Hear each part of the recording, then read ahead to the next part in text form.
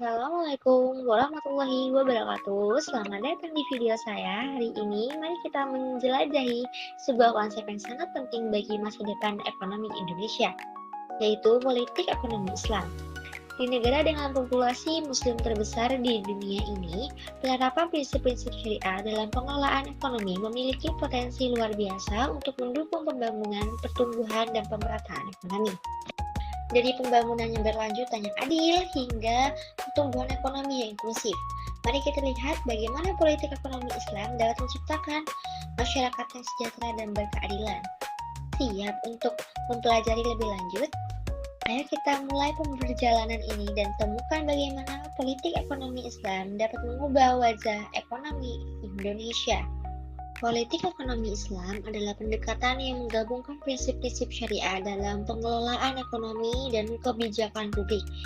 Di Indonesia, sebagai negara dengan populasi Muslim terbesar, penerapan politik ekonomi Islam memiliki potensi besar untuk mendukung pertumbuhan, pembangunan, dan pemerataan ekonomi. Poin pertama yaitu pembangunan berkelanjutan. Politik ekonomi Islam fokus pada pembangunan yang adil dan berkelanjutan.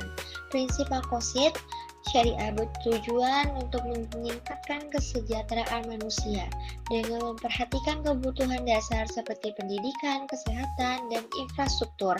Politik ekonomi Islam dapat menciptakan lingkungan yang mendukung pertumbuhan ekonomi yang inklusif. Poin kedua, pertumbuhan ekonomi yang inklusif.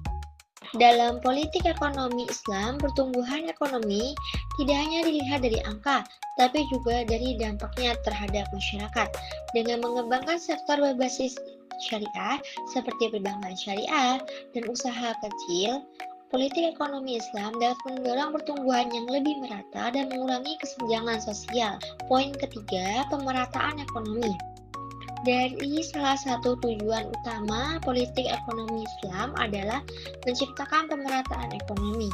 Ini dilakukan melalui kebijakan yang adil seperti zakat, infak, dan membantu masyarakat yang kurang mampu, mendukung terhadap koperasi dan usaha bersama juga dapat memperkuat ekonomi lokal dan meningkatkan partisipasi masyarakat. Poin keempat, intervensi pemerintah yang positif. Politik ekonomi Islam mendorong pemerintah untuk aktif dalam mengatur ekonomi. Kebijakan yang mendukung masyarakat seperti subsidi, pelindungan produk lokal, dan menciptakan iklim usaha yang lebih baik dan mendukung pertumbuhan ekonomi yang berkelanjutan. Poin kelima, pendidikan dan kesadaran ekonomi.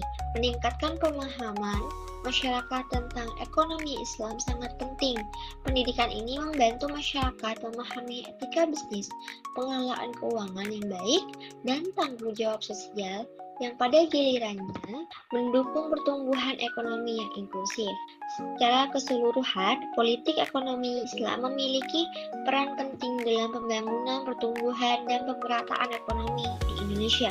Dengan menerapkan prinsip-prinsip syariah dalam menciptakan ekonomi, diharapkan tercipta masyarakat yang sejahtera dan adil dan juga berkelanjutan. Sekian dari saya, terima kasih. Wassalamualaikum.